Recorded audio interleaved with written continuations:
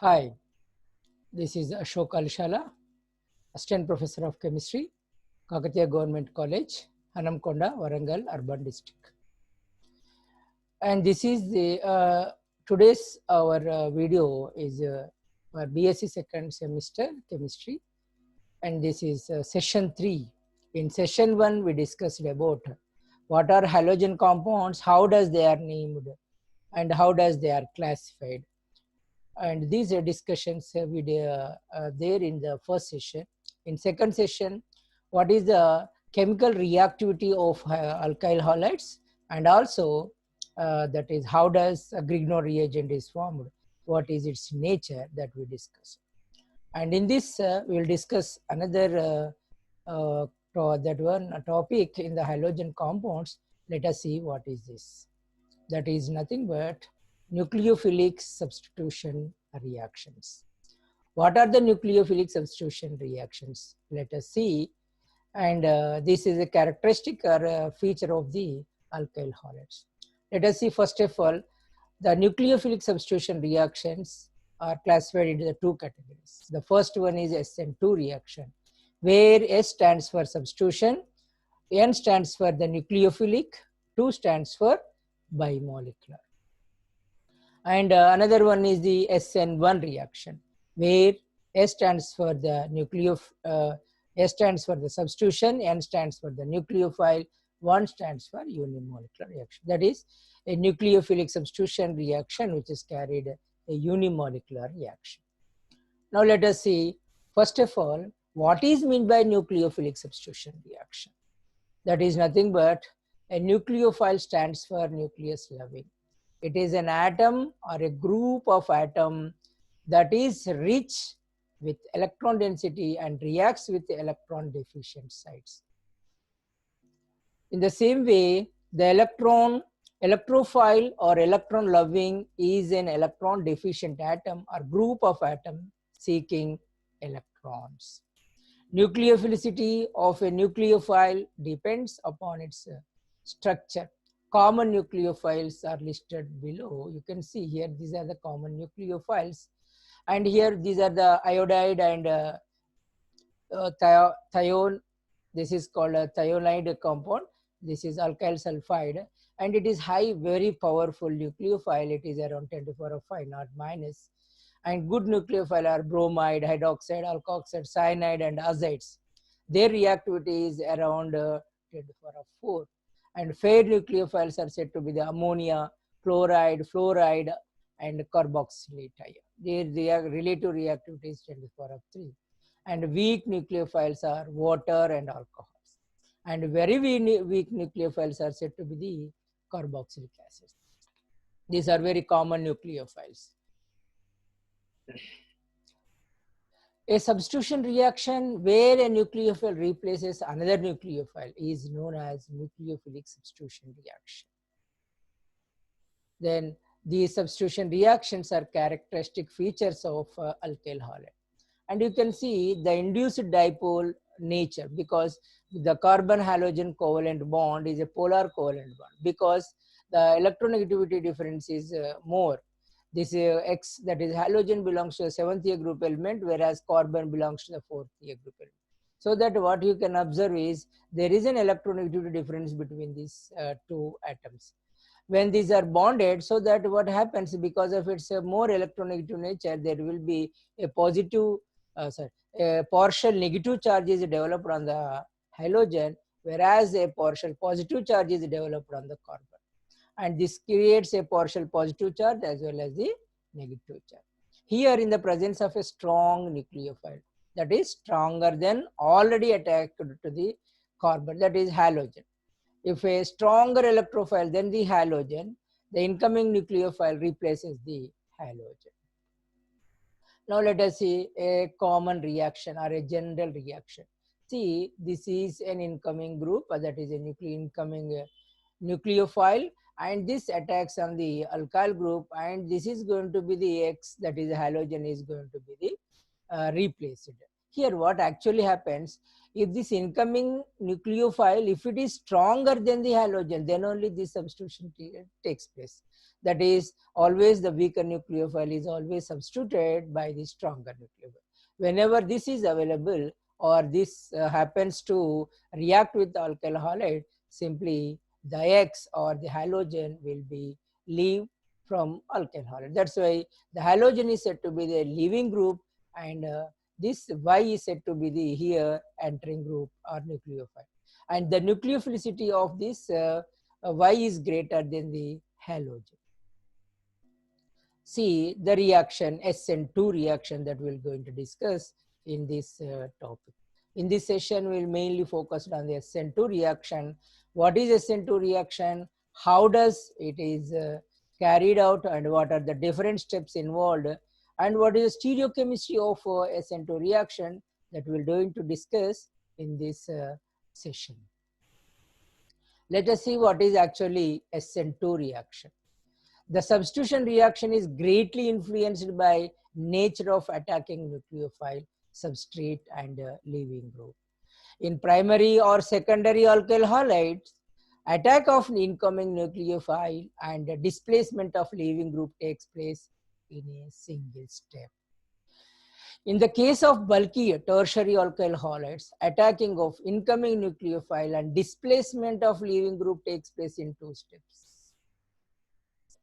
Hence, the substitution reactions follows 2 different mechanisms known as SN1 as well as SN2. That means if it takes in a single step, that is called as SN2 reaction. If it takes in 2 steps, that is called as a SN1 reaction. When it takes place in a single step, in rate determining step, 2 molecules, that is nucleophile as well as alkyl halides, are present. That's why it is said to be the bimolecular nucleophilic substitution reaction. In the case of the mainly tertiary alkyl halides, it takes place in 2 steps. One step, that is the what I mean to say, the rate of reaction depends only on the concentration of alkyl halide. That's why this mechanisms is known as SN1 and SN2 mechanisms.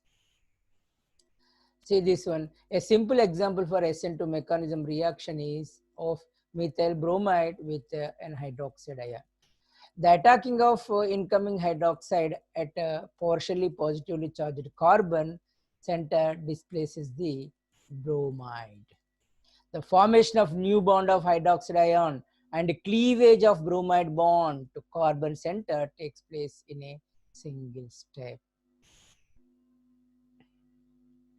Actually, the nucleophile pushes off the leaving group of carbon.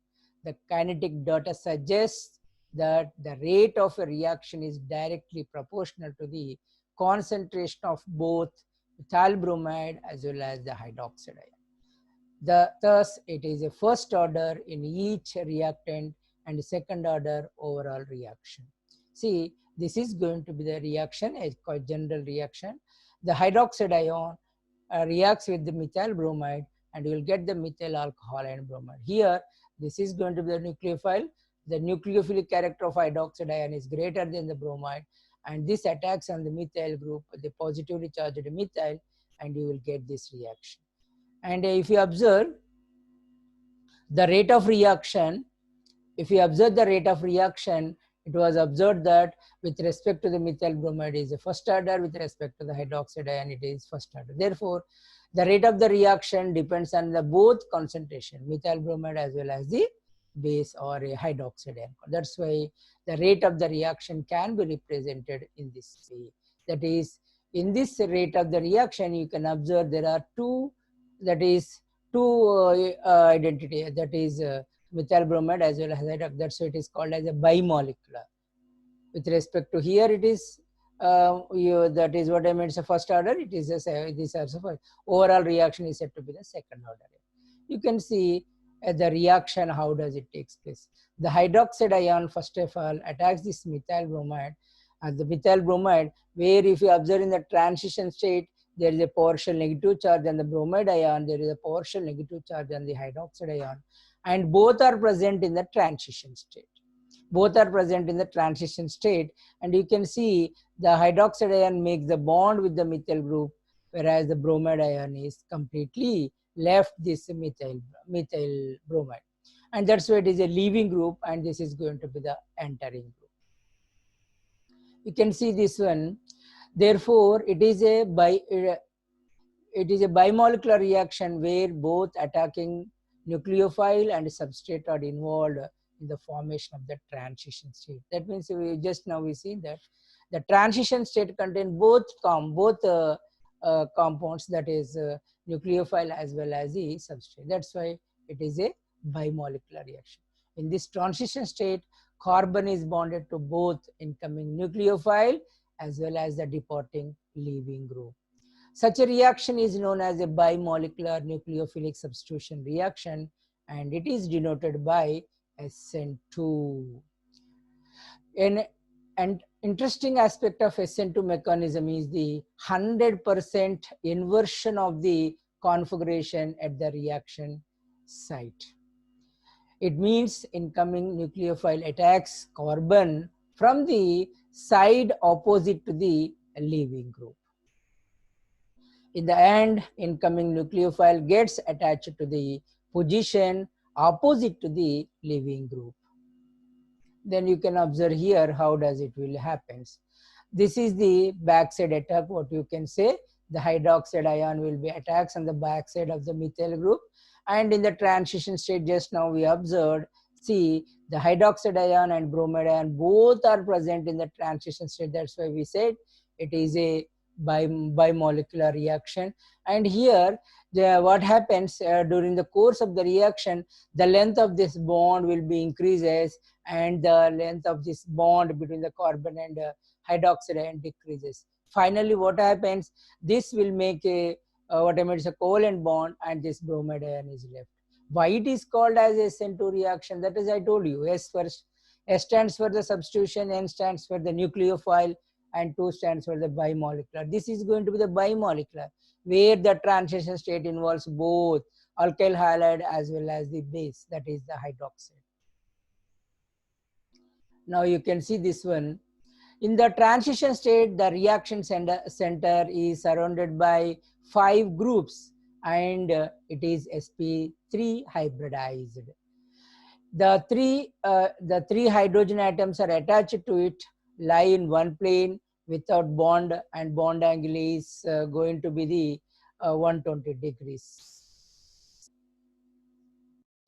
See, the transition state, the reaction center is surrounded by 5 groups, and it is sp2 hybridized, not sp3, sp2 hybridized. Now, the 3 hydrogen atoms are attached to it, lie in one plane with a bond angle equal to 120 degrees. The nucleophile OH minus and leaving group are attached to the 2 lobes of unhybridized p orbital. The carbon-hydrogen bonds are thus arranged like a spokes of a wheel, while COH and CBr, that is bond between the carbon and OH minus, and carbon and bromide bonds are along the bond axis. The energy profile diagram of SN2 shows the presence of a single transition state at highest energy state, and no intermediate is found. The reaction is exothermic. The transition state is highly unstable due to presence of high energy and 5 bonds around the carbon atom. And you can see this is going to the transition state where these the hydrogen atoms, or these 5 groups are around the carbons, are present spokes on the wheel. See, and this carbon, actually in methyl bromide the carbon is sp3 hybridized, whereas here in this transition state its hybridization is changed to sp2. And here this bond, these bonds are formed by the overlapping of the p orbitals of this one, and they are present along the axis. Then you can see this energy profile diagram, how does it will be. See, the OH and methyl bromide, these are the reactants. This is entering group. This is going to be the alkyl halide and the starting. And their energy is somewhere here. And now, when they react, that means when hydroxide ion approaches the methyl bromide, what happens? Slowly, the energy of this both will be increased at certain level. And here, when the bonds are formed, I told you that here the carbon is sp3 hybridized, whereas here the carbon is sp2 hybridized. When these both bonds are formed, that means the bond between the carbon and OH is going to form, and this will be weakening. The bromide and carbon bond will be weakened. And in this state, actually what happens, the energy of the transition state increases highest, where here and these 5 groups are present around the carbon. Now here, from here to here, what happens? The formation of the bond between the hydroxide ion and carbon takes place, and the weakening of the bond between the carbon and bromide takes place. Now when reaches to the transition state and highest energy, slowly the making of the bond between the carbon and the hydroxide ion takes place. Slowly it will be decreases. So that during the decreasing here, energy, what happens? This bond is formed and this bond is weakening, and finally the bromide ion leaves the methyl group. So that what happens, if you see, I told you this is already this SN2 reaction is an exothermic reaction. Why we always say it is an exothermic reaction?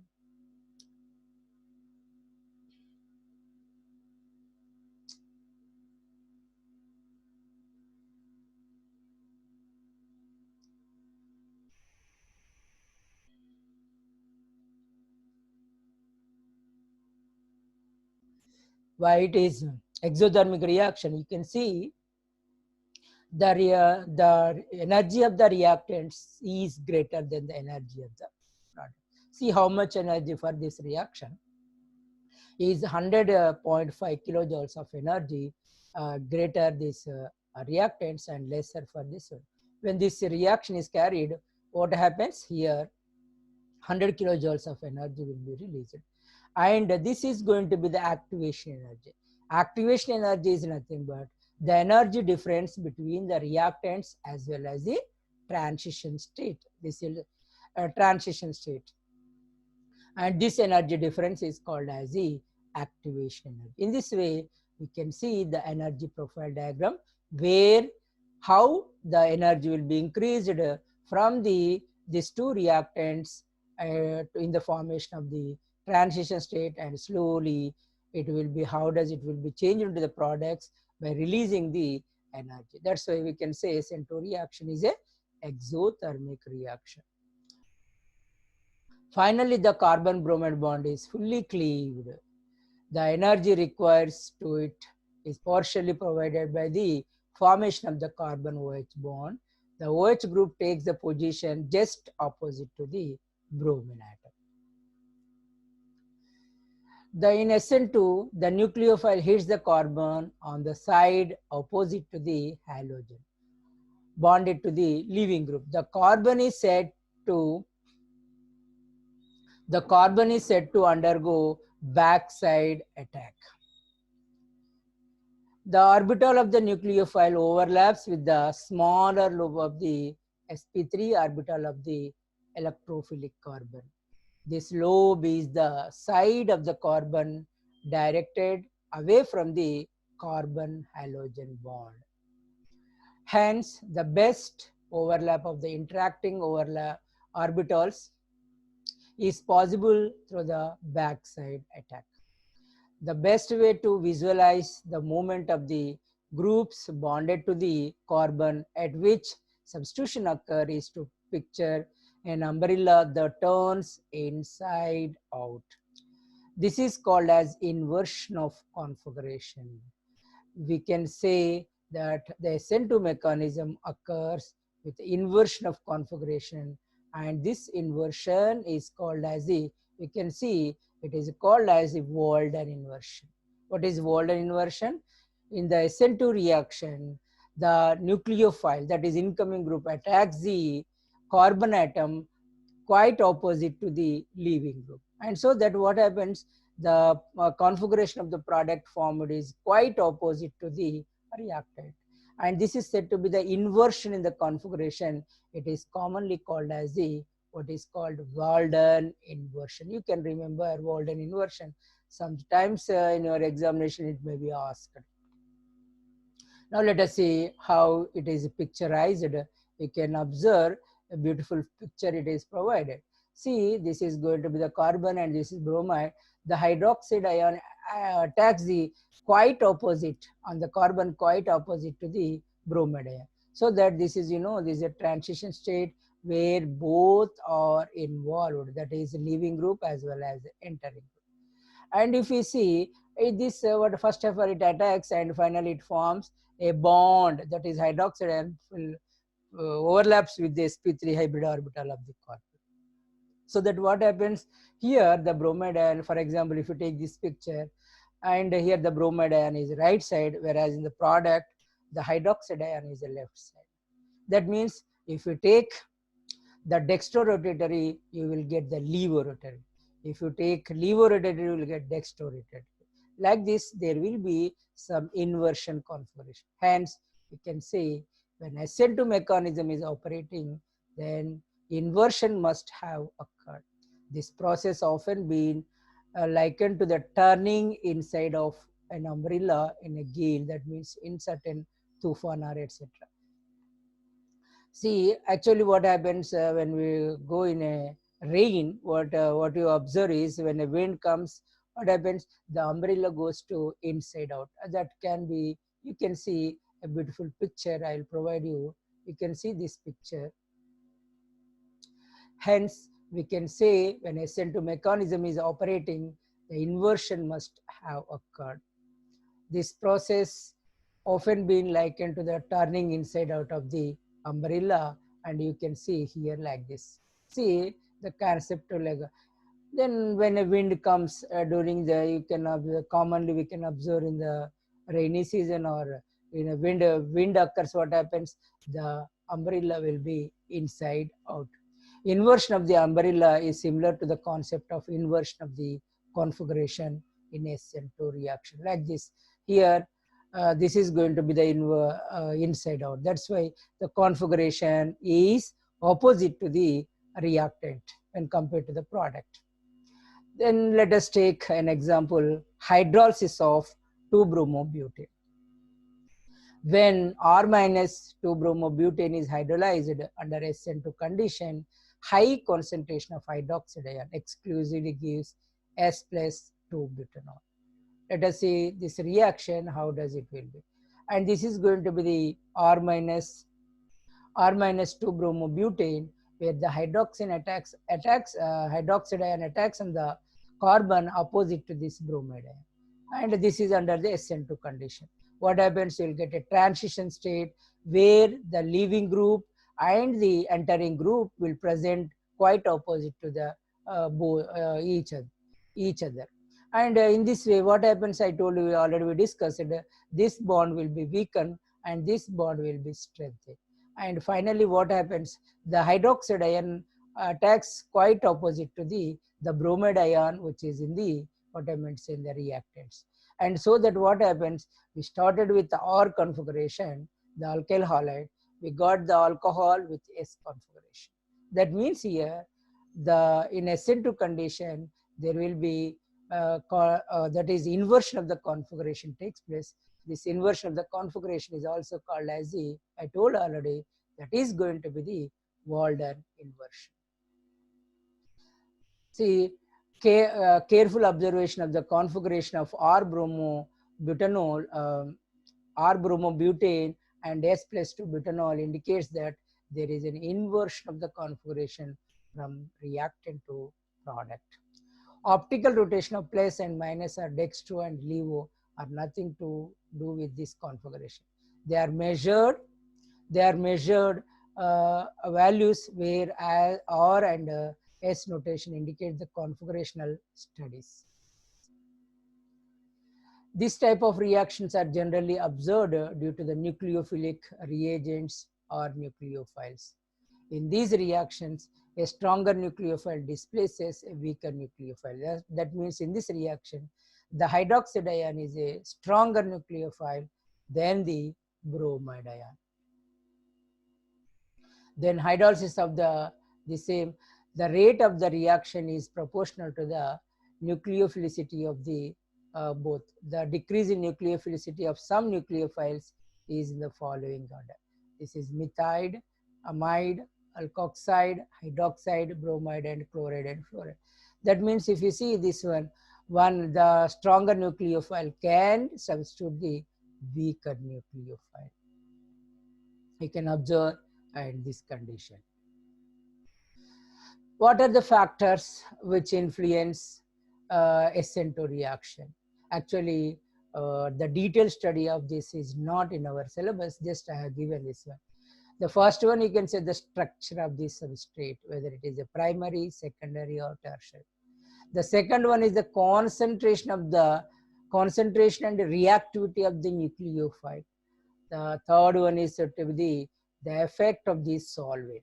The fourth one is said to be the nature of the leaving group.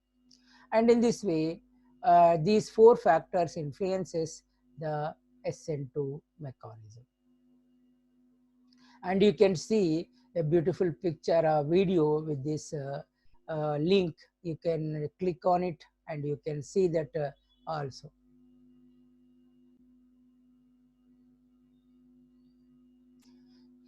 You can see S for the substitution, N involves the nucleophile, 2 stands for the what is called bimolecular. That is, it is a rate determining step, involves 2 molecules.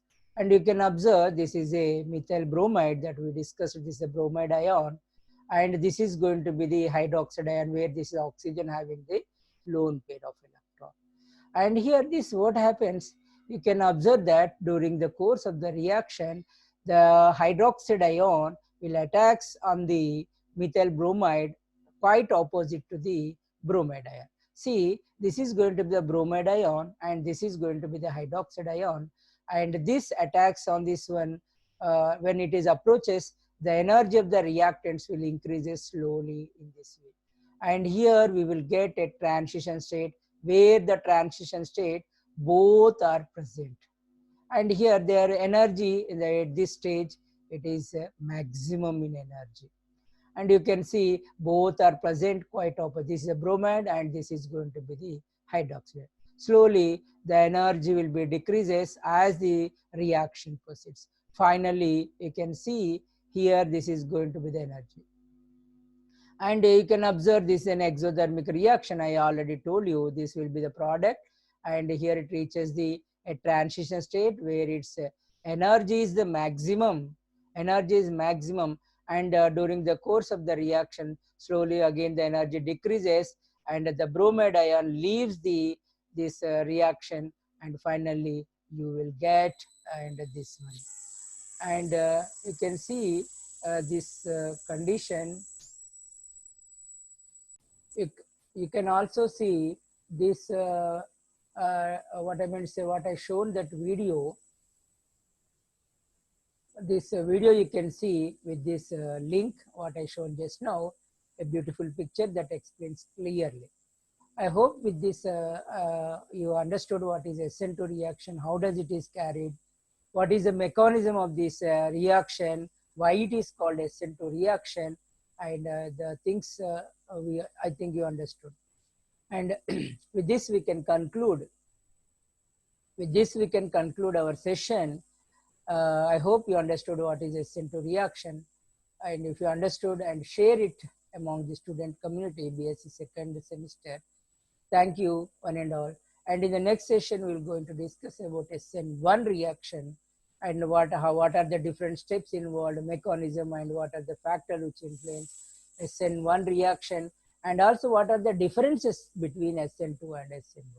And that we'll discuss in our next video. Thank you one and all.